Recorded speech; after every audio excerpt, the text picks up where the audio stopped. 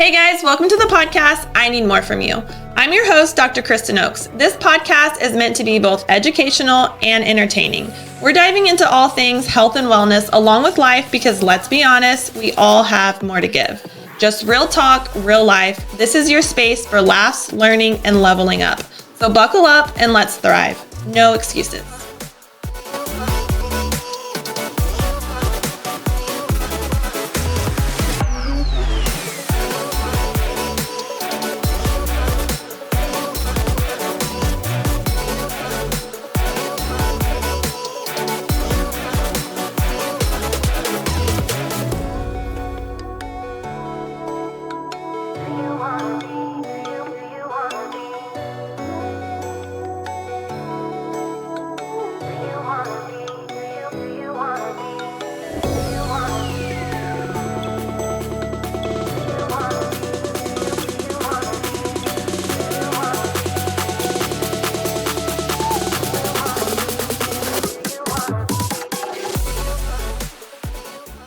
Today's episode, we have a very special guest joining us. Her name is Eyla Cuenca. She's the founder of Uncovering Birth and host of the show Born to Know.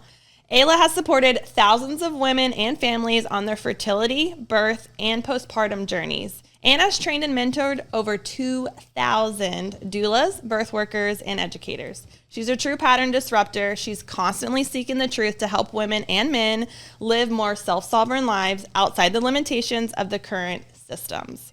As a holistic birth guide, doula, and educator, Eyla's on a mission to help us all heal from birth trauma and reclaim the power of a fear-free, empowered birth experience, while also preserving the mother-baby dyad. So, whether you're trying to conceive, you're expecting, or navigating the postpartum journey, this episode is definitely for you. Get ready to dive deep into how we can transform our relationship with birth and take control of our own stories. Eyla, thank you so much for joining me today. I'm super excited about this episode. It's an honor, and I'm sure it will be a pleasure. Yes, absolutely. So I really just want to start with you, how you got started into this field. What is your background? Well, actually, my background is anthropology and photojournalism. That's what I studied in college. And when I left college, I got a job at Teen Vogue, and I was working at Milk Studios, and I went into this commercial world that was deeply unsatisfying to me spiritually, as one might imagine, and found myself in Miami a few years later. And I was working in photography here, but I had this there was this confluence of things that happened. First, one of the producers I was working with asked me to photograph his wife's birth. And then I also started volunteering as a guardian ad litem for the foster care system. And so I just started entering the world of families and birth kind of through my work, and then decided to do a training as a doula, start attending births, and it kind of unfolded from there. That's incredible. So you grew up in California? Yes, I was born in Los Angeles, and then I moved to Northern California when I was, about 10 or so. Okay. Yeah. And then you came to Miami, you were doing photography. Going from Teen Vogue to a doula, that's a huge change. So that's incredible. Okay, so for those of you that don't know, I want you to explain to us, what is a doula? Yeah, so a doula is really an emotional and physical support person who really can guide a woman through her fertility, pregnancy, birth, and postpartum journey. It's not a medical professional. So, we don't treat, cure, diagnose anything. We don't do exams. We really are just there to hold the space for a woman in her process. And it's not like this new agey thing that never existed. Since the beginning of time, women were supported with their birth process. It's just really now in the last 120 years, I'd say, that women are birthing without this type of support. But in every community, there were women who would just hold the space. Maybe we didn't call them doulas, right? But there was a role that women played in each other's lives in this context. Right. Yeah. So essentially, you're just guiding them through the process and being there for them emotionally, physically, just kind of having that extra support person to answer questions because, trying to figure out what to do, not to do, that's a whole nother thing, right? Well, and there's so much to navigate, right? Because now we have the internet and we have ChatGPT, and we also have like our family's values and then conflicting information maybe from our medical providers. So there's a lot of like information to filter through and to try to curate. And a doula, if she's trained well and has done her work, can really pare that down for the woman so that she feels more ease and clarity in her process. And probably, you know, having that person, a lot of times you don't really remember the questions to ask when you're in front of a provider or you're in a set time, you know, you have a list of things that you want to ask them, but you might not even get to 2 of those questions on your list. So having someone to be able to, you know, share those with and get that navigation is definitely super important. Yeah, absolutely. Okay, so as a doula, can you see your clients in the home, in the hospital, like any setting? How does that work? Do we have to be at a certain place? No, not at all. So you can receive birth doula support in any setting. Okay. I used to work a lot in hospitals and started moving more into home birth just because my clientele changed. And I also became less interested in going to hospitals simply because of the bureaucracy and, you know, the limitations that I started to perceive within the woman's experience being in the hospital setting. And so just because, you know, we are these neutral support people, it doesn't mean that settings don't affect us or impact us, you know. Of course. And sometimes because we can see a bigger picture of what's going on, things can unfold and go down in the hospital that are maybe challenging for us to process, you know. And I always would get home from a birth and I would call it the birth hangover because I would need an entire day after to get yourself back together. Yeah, not only because of lack of sleep, but also just the energetic processing, of course, you know, of a lot of intense events that can unfold. Absolutely. So as a doula in a hospital setting, did you have to go through, like, you know, I guess the accreditation process with them so they would let you come and be a doula? Or is it just like you're coming in as a friend or an aunt or something, so it doesn't really matter? Well, it depends. That's a good question because it depends on the hospital. So there are hospitals in South Florida, for example, in Miami, that don't even allow doulas to come Really? in. You're kidding. No. And like when a woman wants to work with me and she's like, oh, I'm birthing at Mercy Hospital. And I'm like, well, you can't have a doula there. And she's like, why? No way. Yeah. Why? I mean, like legend has it that there was a doula a while ago who got into a conflict with one of the nurses, and it raised enough of an issue that they decided that doulas were a conflict of interest for the woman. So one bad apple ruins it for the bunch. Exactly. That whole scenario. Totally. But they're not the only hospital? No, South Miami Hospital also doesn't allow doulas. Wow. But they're part of the Baptist system, and Baptist on 88th does allow doulas. That doesn't make sense. So it's like, it depends. And so I just encourage women, if you are really keen on having a doula at your birth, consider going to a hospital that actually supports that. Because what provider wouldn't want a woman to have more support? A support system. I mean, nurses are really busy. They have, 10 other patients sometimes, birthing, laboring at the same time. Relying on the nurse is not realistic. No, and they're not emotional support people. Right. They don't have time for that. No, and doctors typically aren't there. Don't have time for that. Processing the experience with you. And, often men, husbands haven't gone through the process of understanding birth education. So they're not really sure what to do either. Right. So why not encourage your patients, clients to have a doula? So hospitals do have the space for that, but there is no accreditation. I mean, there's no governing. You didn't have to go and submit information or anything like that. No, Mount Sinai now is asking for doula certificates of your training and certificate of completion and all this stuff, but that's just because they chose to, not because there's actually you have to licensure for this type of work. They're just trying to create some sort of official passageway. Right. So all the doulas that I train, it's a certification program.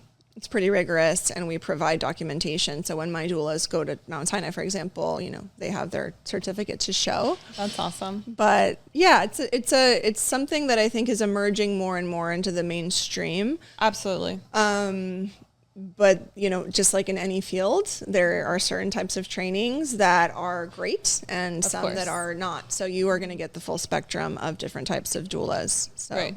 There's a wide range, as you would with an OB or a midwife. Just because you hire a midwife doesn't mean that she's naturally minded, doesn't mean she's going to support you in your choices, doesn't mean that she's like qualified for what you want. Right. So it's the same thing. Okay. Yeah. That makes total sense.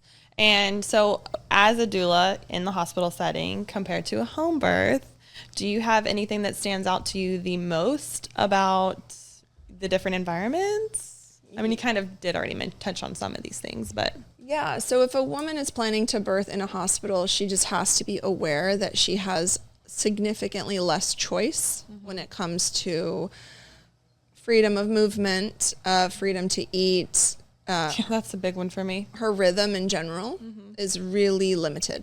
Right. And not that she doesn't have choice, she just will have to fight harder. And I don't like to use the word fight, but that's really what it is. It's a little bit beyond advocacy sometimes, because you have to sometimes be stern and maybe bypass the nurse and speak to the hospital administrator if you can't get a hold of the doctor. And then you have some challenges with, well, that's the doctor's policy, but we have a hospital policy. So the bureaucracy can really impact the woman as far as feeling this freedom of movement and rhythm. In a home birth setting, you know, it's her home. Yeah. She can eat when she wants. She can walk around wherever she wants. She can go outside. She can go into her bed. She can go into the tub. She has a lot of choices. So I always ask women, you know, what level of choice are you willing to work with? What are you willing to give up to be in this? And so there's a lot of reflection when I work with women on weighing the pros and cons. And sometimes what we thought was a con before actually becomes a pro, and vice versa. So a good doula will help a woman suss that out. But yeah, for me personally, I knew that like I have quite a low pain threshold, let's say, or what I thought was a low pain threshold. And I also really had my reasons for not wanting to receive any drugs during birth. So I said, I have to do this at home, because I know that if I reach a certain point, I'll cave. Like that, I know myself in this particular situation. And so I put myself in a home birth setting for that reason. And I said, choice is so important to me. I don't like to be constricted. I know that claustrophobia sometimes becomes a challenge for me. So if I can't go outside to breathe fresh air, if I'm under certain types of lighting, fluorescent lighting, LED lighting for extended periods of time, like it impacts me. Right. So I just, the more you know yourself, and you don't want to self-betray what you know about yourself. Then, or what you want, right? Or what you want. Then you start to make choices, or maybe a birth center is more fitting, right? So that's kind of just an overall assessment of kind of what is the ultimate goal that you want. And then you kind of help navigate them to, you know, decide what's going to be the best birth setting for their delivery and the experience that they want to have. Yeah. Right. Yeah, you set goals and then you reverse engineer to see what you have to do and what you avoid to reach that goal. And there's always a moment where we have to redefine what safety means, because there's a really big misconception about what safety means when it comes to birth. We should talk about that for sure. Yeah. So, okay, makes total sense. And that kind of leads me to one of the questions I had today about a birth plan, right? So how important is the birth plan? I'll say I never had a birth plan. I had a birth idea, kind of things that I wanted and didn't want, but I never had like an official birth plan. So what does that look like? Yeah, so I actually, because I feel it's so important, I created something on my website so that anyone can go. It's free. Like any woman can just go in there and fill it out, and it generates a summary of what her wishes and profile might be based on her birth. That's awesome. We definitely want to share that. Yeah. What the birth plan provides is reflection. So as the woman's filling, it's like the final document. Okay. Piece of paper is not really actually what's important.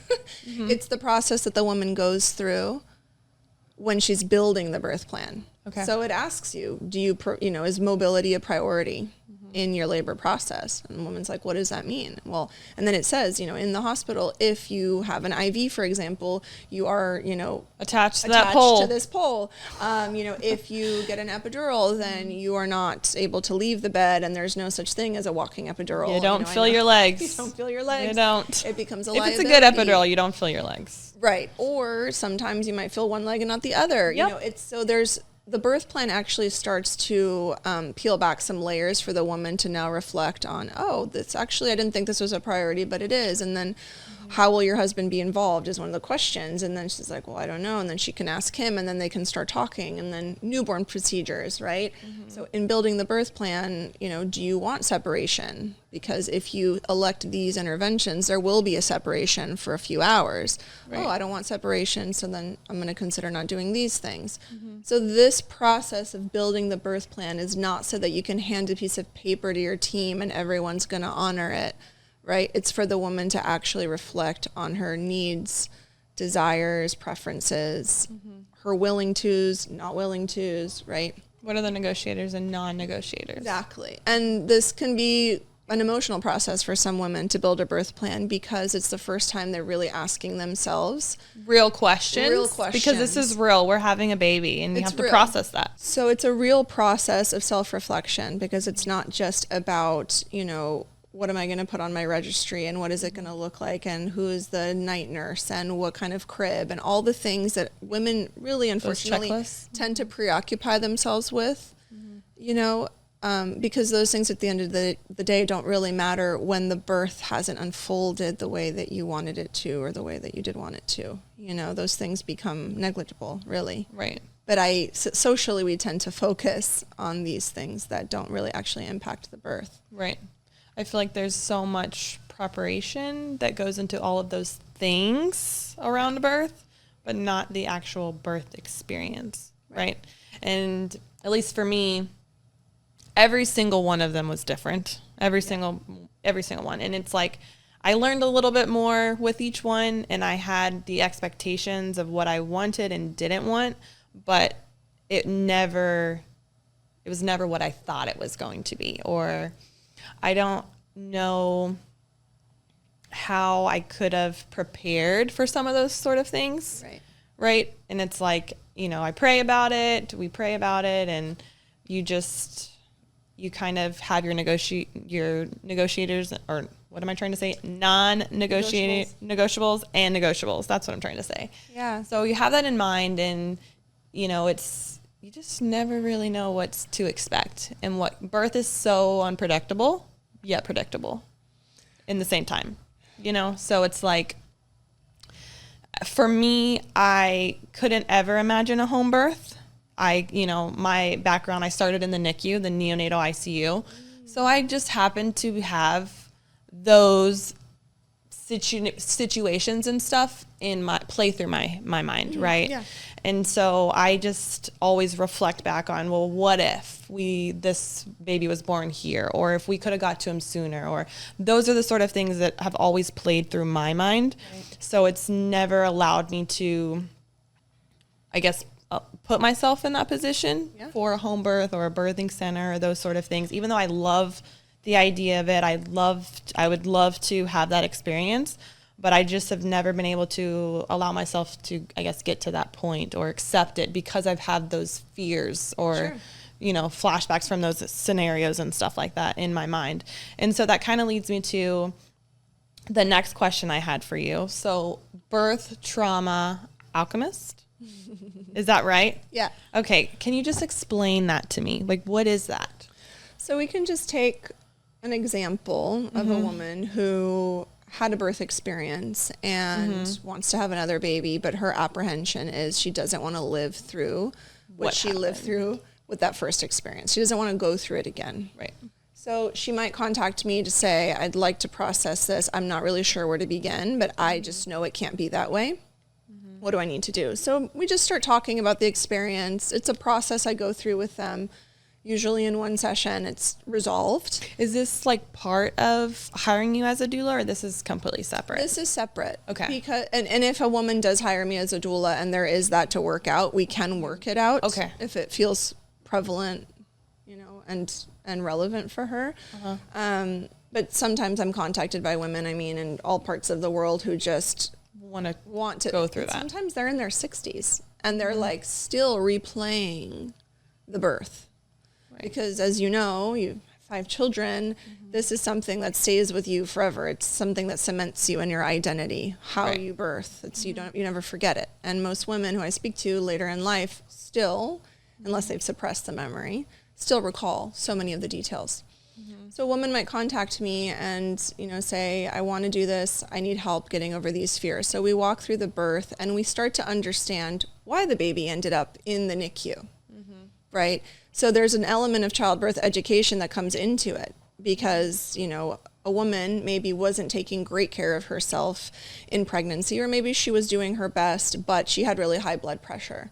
And so in order to combat the high blood pressure, she was given magnesium sulfate during her labor. And no one explained to her that this makes baby really sleepy and very often requires NICU observation postpartum. And so then she's separated from the baby. And so then the baby is maybe syringe fed some of her colostrum or some sugar water or some formula or whatever it is. And now the baby's having some reactions sugar, to that, dysregulation, or whatever. They're staying longer in the NICU, and so then the whole trauma of losing the control and things not going the way she wanted, and thinking something was really wrong with her baby, and no one ever explaining that something that was originating in the pregnancy led to an intervention, which led to the NICU stay. So just being given the opportunity to understand that helps her resolve what we could call the trauma, perhaps, because trauma.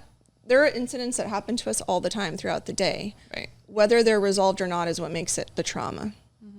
So this is just an opportunity to resolve that. And unfortunately, doctors maybe don't think about it this way, or they don't have the time, or they don't think it's necessary to actually sit with her and process it. Because it would also require them to take a level of accountability that they didn't, because they didn't explain what could happen for weeks after giving her the magnesium sulfate.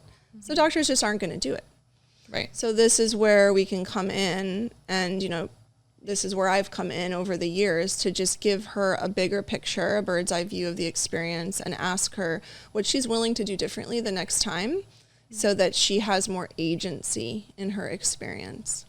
And very often, many women just don't take birth education classes. Yeah. Or they do hypnobirthing, which is really not a full spectrum, comprehensive type of childbirth education. It's just one angle. A piece of the puzzle. One piece of the puzzle. To really prepare for that. Yeah. So, okay, that helps me a ton. I feel like maybe there's a little bit of trauma with each pregnancy or delivery, I should say. Each one was very different. And it's like, I remember I have flashbacks of like certain instances in each one of them. And I was like, I don't want to do this again. I don't want to go through this again. And then I guess you kind of just forget about it or suppress it, like you say. And like, I mean, for instance, with Legacy, he's my youngest. Okay.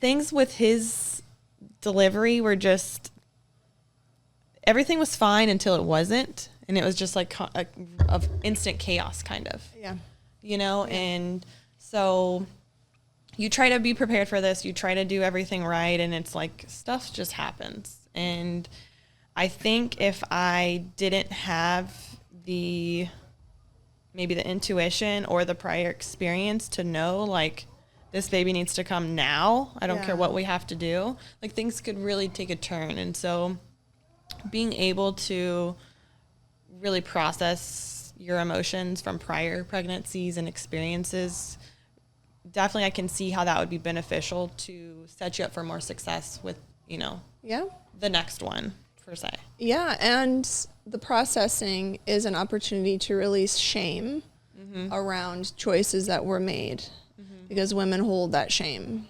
Right. If I wouldn't have done this, or if I had done that, or whatever the case may be. So it's also it's an offloading of the shame.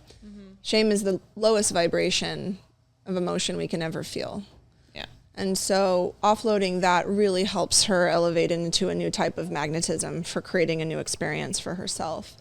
And unfortunately, there just are a lot of instances as women in general where we're not witnessed, right? A lot of us are expected to grieve, because it is an element of grief. There is an element of grief in birth when things start happening really quickly when you weren't expecting. Right. It's like, holy crap, this is like a tornado going on, and trying to process it all in. When you're supposed to be surrendering and being held and taken care of. And meanwhile, your brain. High alert. We got to move, like action. Yes. Exactly. And so being witnessed in your grief is important. Most of us are not witnessed in grief. Socially, we grieve alone. We grieve behind closed doors, you know.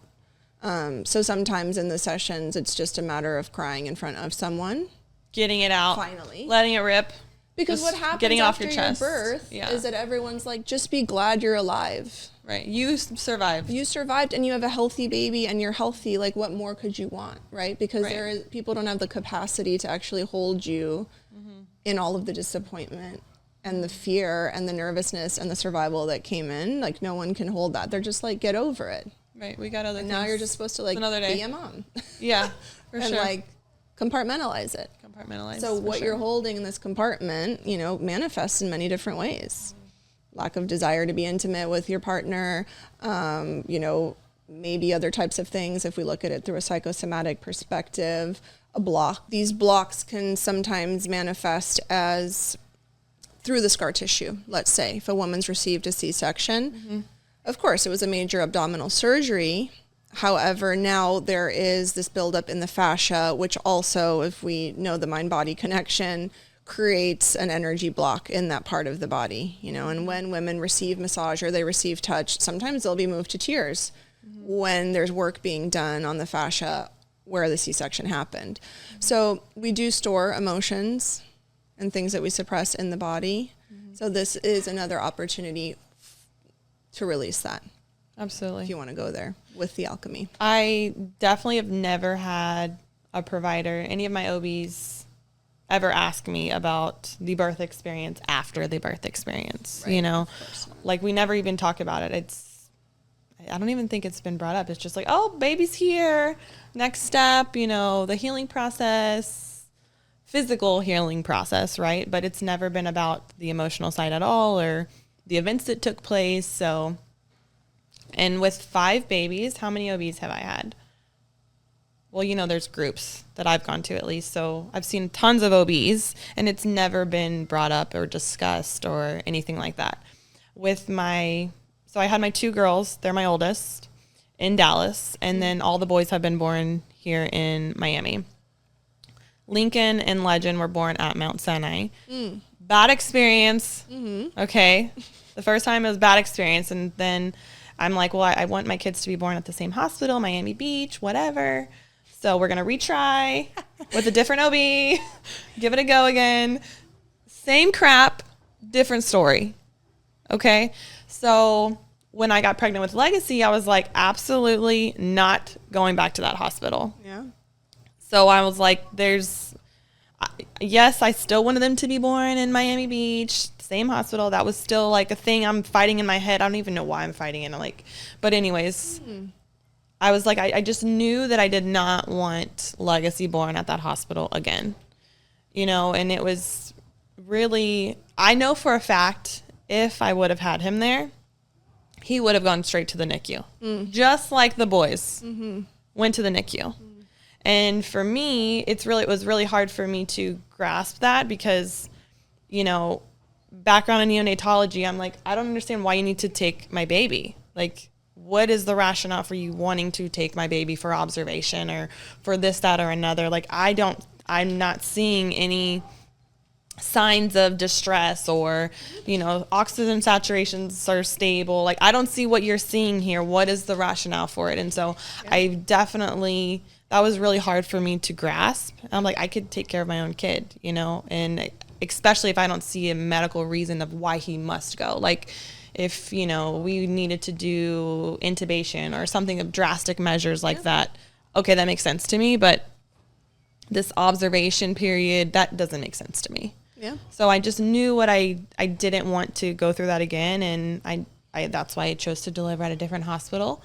And it was the best decision that we could have made because the events unfolded, everything happened. And I know if we were at Mount Sinai that it definitely would have been dealt with. He would have been shipped off to the NICU again, you know, so I was able to recognize that and put my own, you know, whatever that was that I was, you know, formulated in my head that I needed them to be born at the same hospital.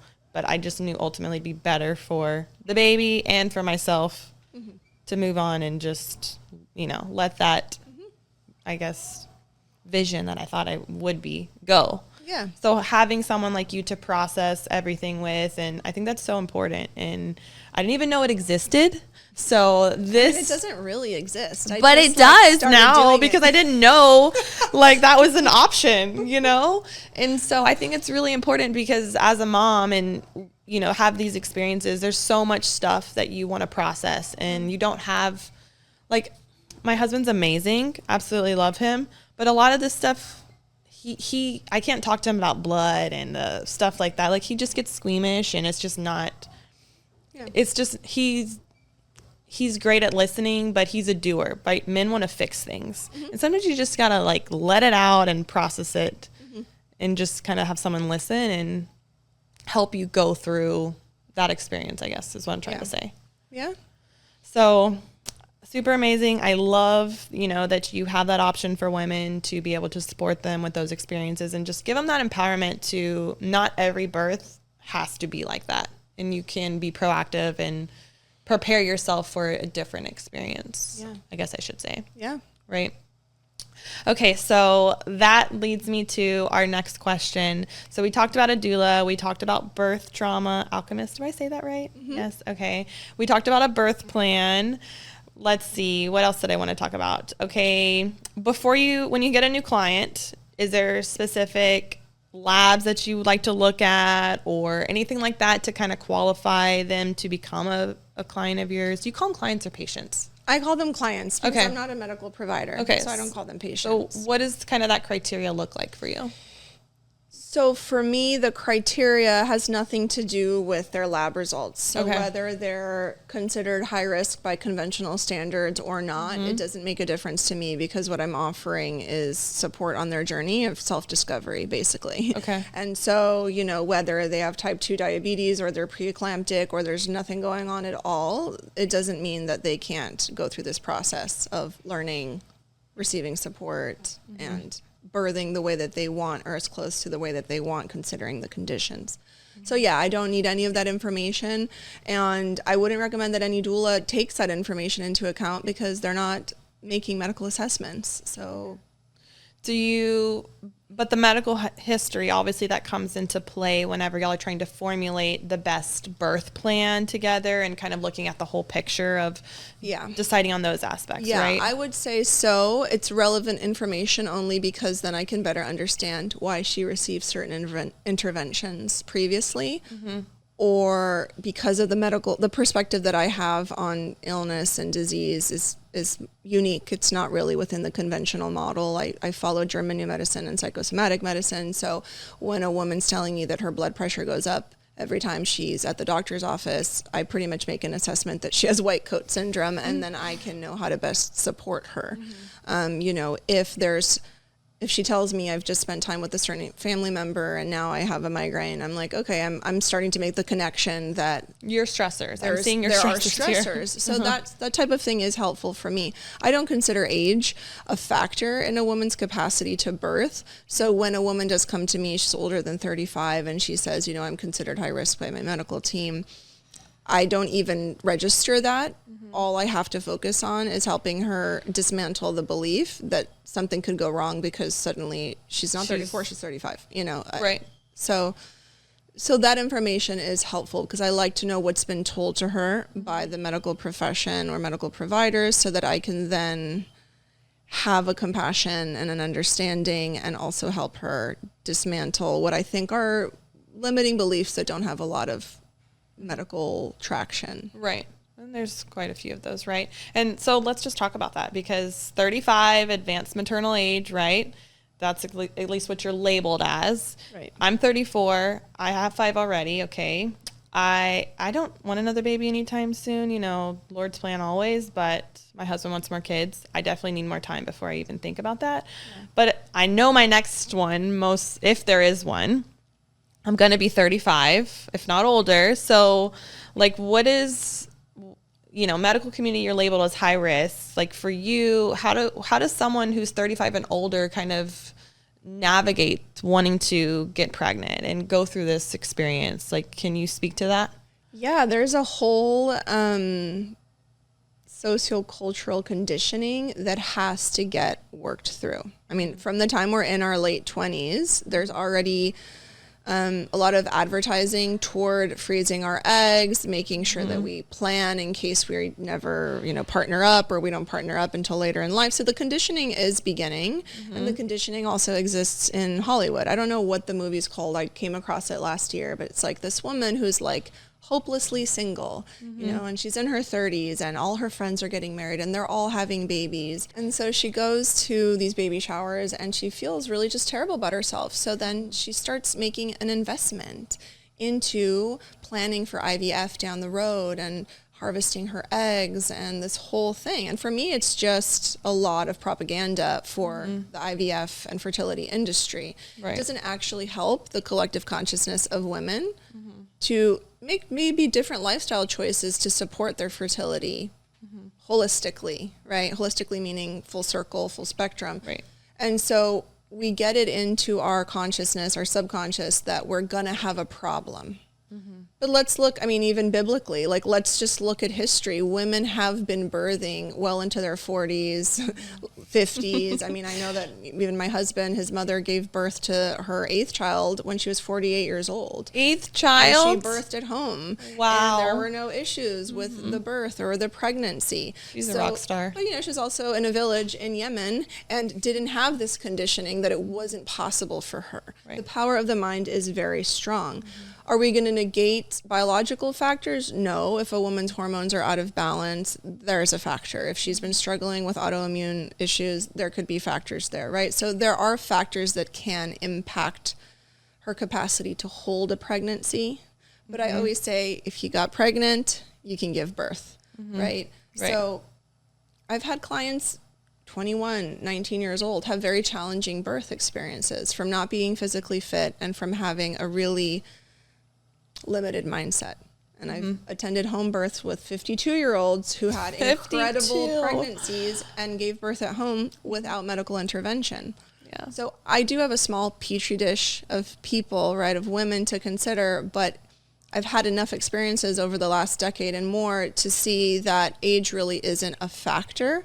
So much of it is about belief system and how a woman takes care of her body. Right. And we have a belief that eggs get old, but what I've seen through research, it's actually the health of the uterus that can impact the pregnancy and the birth itself. So if women are doing practices, taking care of that, oxygenating the uterus through foods and practices and exercise, they have a higher likelihood to not miscarry, to have a full-term pregnancy, a healthy birth. Right. Supporting your body in those lifestyle factors to have the best possible outcomes, right? Yeah, and here's a really big one nobody wants to look at. So many women have been on hormonal birth control for so long. Yes, I can't stand birth control. Hence 5 kids.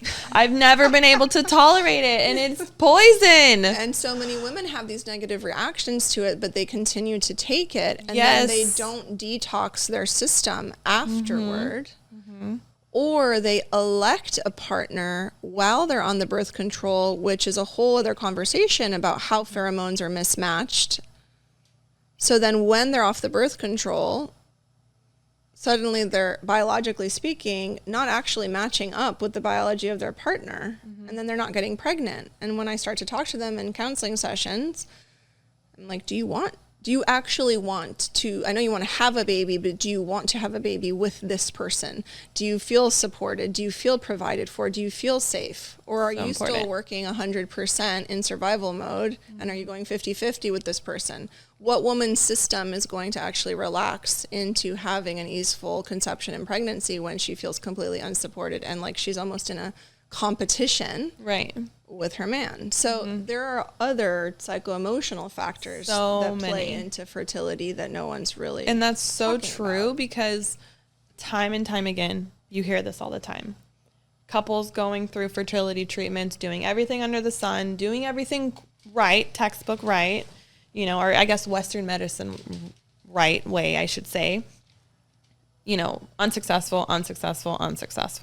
They finally just let go, and de-stress, stop obsessing over the situation. And I say this very sensitively because I know it's very difficult. You know, I'm not trying to be harsh with this, but when they let go and they just, you know, stop putting so much pressure on the fertility process and getting pregnant and starting a family, they get pregnant. Yeah. It's like, oh, we went away on a trip because we just had enough and we really just, you know, just enjoyed each other's company and took the stress out of our everyday lives of work and family and everything else. And then they end up pregnant.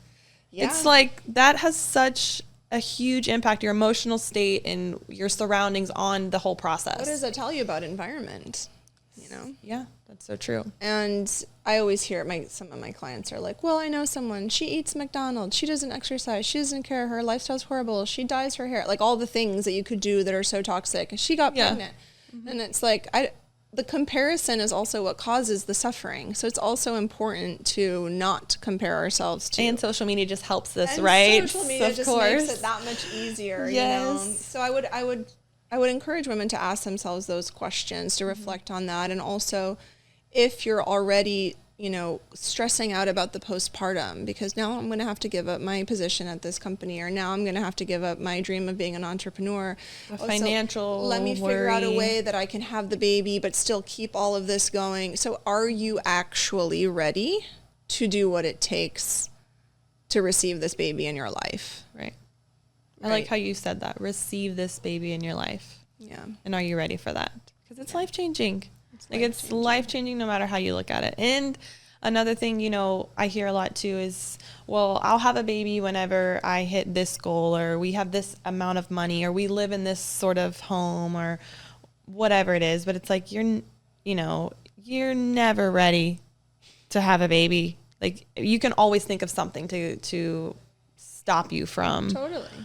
You know, and that doesn't just apply to having a baby, right? It's our goals in life too, right? We can always find something or a reason not to just surrender ourselves and let it be, let it go. Right. You know? And infertility rates, I should say, are on the rise like crazy, right? There's so many factors that are impacting our fertility these days, and the propaganda, just like you said previously, you know, that's being really pushed down our throats from a very young age, right? Infertility, because why? What do you see besides in our lifestyle? It's hormones, dysregulation, you know, the toxins in our environment, all the different chemicals, our foods, the rise of chronic health conditions. Like, what do you see that's impacting our infertility rates? A lot of psycho-emotional blocks and challenges that women experience, whether it's unresolved sexual trauma, whether it's unresolved childhood abuse of whatever flavor that you want, because it is prevalent. 1 in 3 children experience abuse in their childhood. And when that goes unprocessed, it does manifest in the body. It can impact how a woman selects relationships or a man selects relationships. It can impact her readiness. It can amplify Peter Pan syndrome, right? Where it's like never really growing up. I mean, there's so many things that come from that psychosomatic world. And also, going into the complete other realm that nobody really likes to talk about is that we're living in an EMF grid, right? So we went from 0G to 5G in the last 25 years. It's everywhere. I mean, everywhere. It's where we're sitting, it's in the car because we have the Bluetooth. Mm-hmm. Everybody sleeps with their Wi-Fi router on, yes. You know, and if you're in a building, it's above you, it's below you, it's on either side of you, right? And so that's affecting the mitochondria of the woman, right? And so not only is it impacting her fertility, impacting her eggs, her uterus, it's also now impacting future generations, because these men as well are experiencing this, you know, as far as their sperm goes. I want to say, like, it's not just women, it's impacting men's sperm health as well. Like, and that's another thing. It's not always the woman. It's not always men have their issues too. I mean, men's testosterone levels are quite low. You know, a lot of men who vape and smoke pot, like, they don't realize that actually increases estrogen levels, right? And their capacity to really step into that male role biologically, it's affected because of these lifestyle choices. So it's not, of course, it's not just the woman. It's the combination of the two. And this isn't to like, you know, make people so paranoid that they feel like they can't move left or right and they're suddenly paralyzed, but there are a lot of factors to consider. And going the IVF route should be the final. Right. What can we do to support you to set your body up for the most success without that final intervention? Yeah, it's highly invasive. It's incredibly expensive. It's emotionally draining. It's physically taxing. I mean, I don't even know. The list goes on. For sure. And there's no guarantee of success. Right. And we don't know yet how it's actually impacting the development. But wrap up, like, if you had any final thought, just in case you have to cut it for the fertility. You said something about men. It's both of them. IVF is incredibly expensive. Yeah, taxing, and we don't know the impact that IVF actually has on generations to come long term. So true. Neurologically, biologically, psycho-emotionally, we don't have that information yet. Right. So this really should be a last resort, but it's treated very casually. And it's almost like an insurance policy. Well, like, I don't want to do any of this. I don't want to deal with any of this other stuff. So I'll just save this for later so that we can override all systems and do it this way. Right. No, I totally get that. I think, you know, taking care of the whole picture, you know, with making sure that you're prioritizing sleep, you're prioritizing your diet, you know, the EMF, right? You know what I started doing? Actually, I started to turn off my Wi-Fi and put my phone in airplane mode before I go to bed. This was a 2025 thing that I started to do. I didn't want it to, you know, be on my bed next to me. But anyways, like, it's making little changes like that, that, you know, you don't have to be so extreme and do it all in one day, but just little by little making those mindful decisions that I'm going to, you know, cut out the processed foods, the processed sugars, get rid of the seed oils. I'm going to make exercise a priority in my life, and movement, and, you know, have healthy relationships in my life and make that a priority, and, you know, prioritize a healthy lifestyle and how big of an impact that can make on not just our chances of becoming pregnant, but, you know, setting ourselves up for the best, you know, anti-aging approach or overall longevity, and just optimizing our wellness in general. Yeah. Right. So, okay, we've talked about a lot of good things here, but I want to touch on this. If I want to have a natural birth, setting myself up for success, what do I need to focus on? Like, what would be, if you had a list for me, how to prioritize setting myself up for success for a natural birth? So let's define natural. Okay. So natural meaning vaginal, or natural meaning unmedicated? Because a lot of people assume that an epidural vaginally is a natural birth. So no epidural. No epidural. So unmedicated. Unmedicated. I'll say I turned into The Exorcist, and my poor husband, once I got the epidural, I was like a new person, and I really wanted to have a unmedicated birth. And like I said, it was just like crazy lady. So and I know that about myself now. I've accepted it. Well, what happened? Like, what happened? I turned nuts. That's what happened. So what does it mean that you turned into The Exorcist? I was crazy. Like, I could not control my emotions. Like, if he tried to touch my hand or hold my hand, like, I just wanted to, like, rip him apart. It was like, no, I could not. You couldn't speak to me. I just was not myself. I just lost control.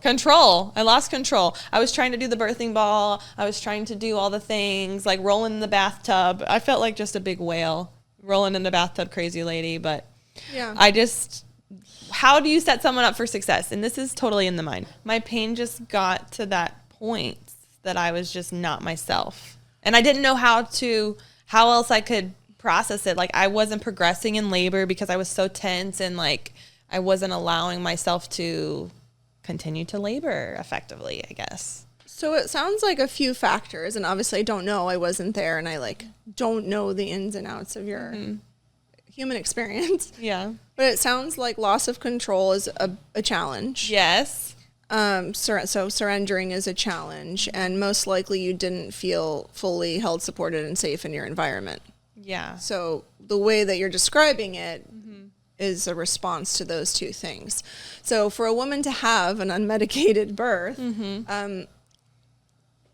emotional work has to be done and healing has to be done around why the control issues exist, right? And also going and setting yourself up in an environment where you're held and supported. That's actually not the hospital. Yeah.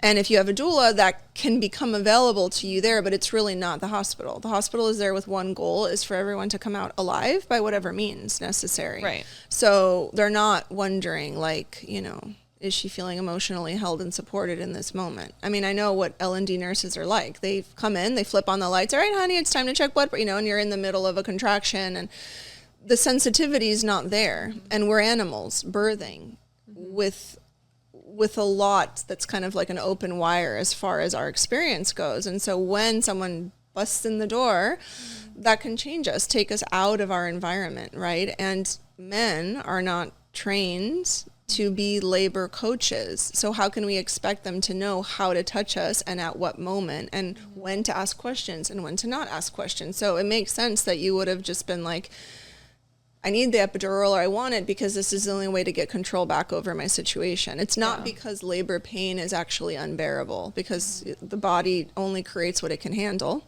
You're right. Right. And so God's not going to create a process for us to go through that is so unbearable we would require a man-made drug to actually do it. That's not how it works.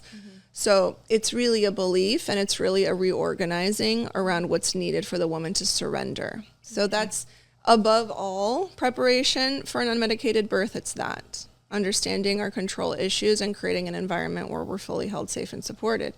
And if there are people we don't feel safe and supported by, then they shouldn't be there, right? And if we tense up when we go into a hospital, which I would imagine you might because you're a former NICU nurse, all the prior things, right, that were going on. Like, you've seen some pretty dark stuff. So how would going into that environment actually put your psyche at ease?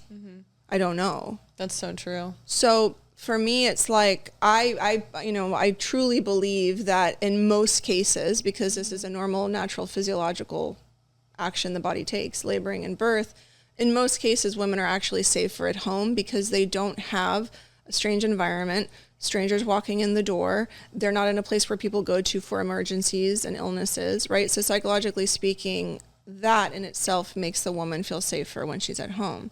But if she believes everything could go wrong, she's going to believe she's safer at the hospital. That's me.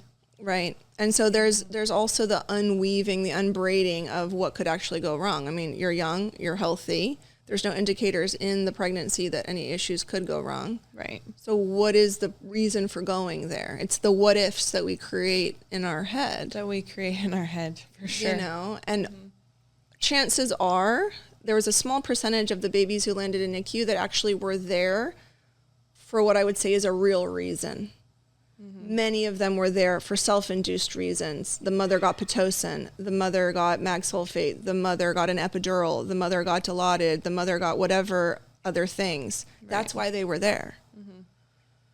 So, you know, there could be indicators in the pregnancy that would steer a woman away from a home birth. Okay. But most of the time there aren't. They just go there because they have this existential fear that can't really be explained. Right. So there's that, and then there's just basic childbirth education. Getting prepared for it. You have to be prepared for it. I mean, most women are like, I want to birth unmedicated in a squat. Have you ever really rested in a squat Have you before? done a squat?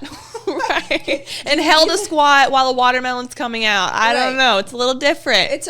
Birth is a physical marathon. So do you even have the flexibility in your calves to sit in a squat for longer than 5 minutes? Yeah. So these are just basics that women have to, consider. So this is why I love primal movement in preparing for the birth process throughout the pregnancy, changing the way we eat. Most women are on reserves, highly depleted, eating 30 grams of protein a day, which is so far from the 100 a day that a woman needs to be at to actually prepare for birth. Yes. So there's a lot. I love protein. Yeah. I'm huge on that. Yeah. And so I would say that there are a lot of factors for a woman to actually get to the unmedicated birth. And unfortunately, a lot of women don't do this preparation. They plan for a home birth, and then they transfer to the hospital. Right. And often it's exhaustion. failure to progress, because a lot of the things that I'm talking about were not considered. Doesn't matter that you're at home. There are still other factors to consider. Absolutely. That makes total sense. So I want to work on those things. If there's another pregnancy ever down the road, I want to be better prepared for an unmedicated birth. Yeah. I mean, yeah, I have a lot of, who knows, right? Who knows? Okay, so that was really helpful. Last thing, is there anything like a certain birth story or something that you will never leave you? If it's traumatic or a moment, what is it that you always go back to in like just your experience as a doula?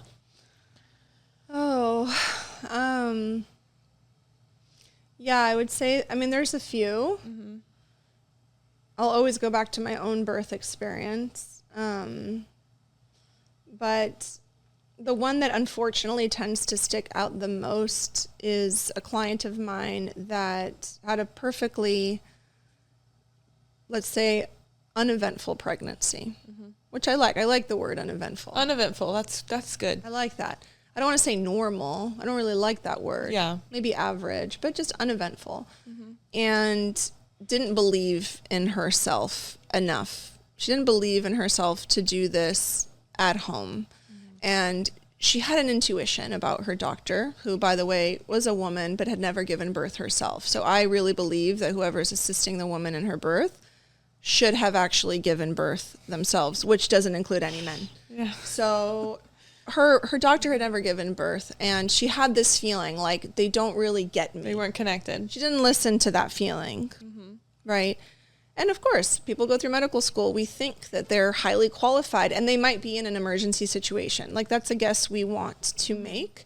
But how do you feel with them energetically? Are you on the same level, right? Are they listening to you? Are they meeting your needs through witnessing you, right? There's a lot that comes into play, and really? A good Yelp review is not enough. Nope. So she went into the hospital setting against her intuition, I would say, and unfortunately, because of the position that she was in, the baby experienced shoulder dystocia, which is when the shoulder gets stuck on the mother's pubic bone. But there are ways to resolve it if the medical provider is skilled and trained to do this. Mm-hmm. Unfortunately, when a woman has an epidural, she can't actually participate in the maneuvering solution and the maneuvering process. And so what this doctor did is something that should have never been done, which is use a vacuum to try to extract I can't stand vacuums. That is never an option. And what do we do? What happens when a vacuum is placed on a baby's head and their shoulder is stuck on a pubic bone? Mm-hmm. We can just put two and two together. So unfortunately, that ended with the demise of the baby. No. And for me, it always sticks out because the biggest lesson here is that as women, as young girls, we are taught to go against our intuition, mm-hmm. right? And how does this happen? This happens when a little girl doesn't want to get close to someone, and maybe the parent says, be a good girl and say hello. Go give them a hug, go give them a kiss, which is big in my culture, in Latin culture and Jewish culture, is, be respectful. And what that means is physical touch when you don't want physical touch. So a child is actually trained to stop listening to their body in order to connect and participate and be liked. And what happens when we end up growing up into a woman is we really don't know how to listen to that intuition, and we end up self-betraying and participating in things physically that we actually don't want to participate in. Mm-hmm. And I find that very often when women agree to certain interventions or working with certain providers, it's because they're not actually asking themselves what they want. They're not in tune. So the invitation, why this birth really sticks out to me always, is because it's a bigger invitation for women to start refamiliarizing themselves with their needs, preferences, their intuition, and what their gut is telling them. Mm-hmm. Absolutely. And for us as mothers to help our children learn that. And to stop training them to self-betray and people please, basically. Right. Well, that's definitely a story to never forget. And, my heart goes out for that family. Another reason why, just what you said, you have to listen to your own intuition. And, if you have that feeling, you just have to, trust yourself enough to go with it. and not suppress it. I've had clients change care at 37 weeks because they finally listened to something. And that is so hard to do because I had to do this with Legacy. I had to find a new OB group to take me when I was so far along. Yeah. And that's so hard to find someone to. It is. I know it doesn't seem easy, but if it's meant to be, it's meant to be. I did everything I could to figure it out. You know, you have to try. Yeah. So sometimes that intuition comes online and we start connecting later, third trimester. We're realizing, hey, I've learned a lot. This isn't it. This isn't lining up. This isn't it. Mm-hmm. And it's okay to make that change. Right. Absolutely. So amazing. You've shared so much knowledge, and, you know, I just thank you so much for coming today. I have a final question. Oh, yeah. Okay. So this podcast is I need more from you. So Eyla, what goal do you have next for yourself, or what do you want to accomplish next? Like, you haven't done enough. What's next for you? Oh my goodness. I think what's next for me is getting back to a place where I can homeschool my daughter again. Mm-hmm. So I think we were on that path of homeschool, and the last 2 years, she wanted to try out school, and naturally, because my time opened up, things filled in for me with work. Mm-hmm. And now I'm like, I actually want to go back to doing that. To homeschooling. Yeah. It's funny you mentioned that, is because Lily, my oldest, she's 12, and we just started homeschooling her. I guess we're on week 3 now. Oh, cool. 3 or 4. But I finally just was like, we're taking the plunge. I'm pulling her out, and we're going to homeschool. And it has been like the best thing for her. Yeah. I'm loving it. My little ones still they're still in elementary, and I love their elementary school. So yeah.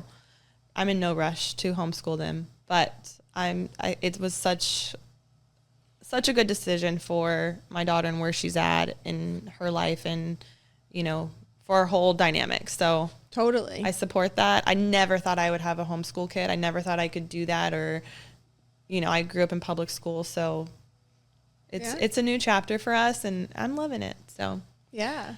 Eyla, you are amazing. Thank you for all the knowledge. It was a pleasure to have you today. And, you know, if you guys enjoyed this episode, subscribe. How can people get in touch with you, though? That's super important. Instagram. I'm on Instagram. Okay. I don't have a Facebook. I don't have a LinkedIn. What is your Instagram? What's your Instagram? How can we find you? It's Eyla Cuenca Birth. Okay. And I also have a YouTube channel, so I create a lot of free content for women who are just tapping in, men who are, I have a lot of content for men as well. Love that. And then the website, uncoveringbirth.com. Uncoveringbirth.com. Yeah. Okay. Well, pleasure having you. Thank you so much. Such a pleasure. Thank you. Thank you, guys. See you next time. Thank you guys so much for listening today. Subscribe so that you can hear more. This podcast does not establish a patient-provider relationship, nor is it medical advice. If you'd like to see me as a patient, please contact my team so you can thrive.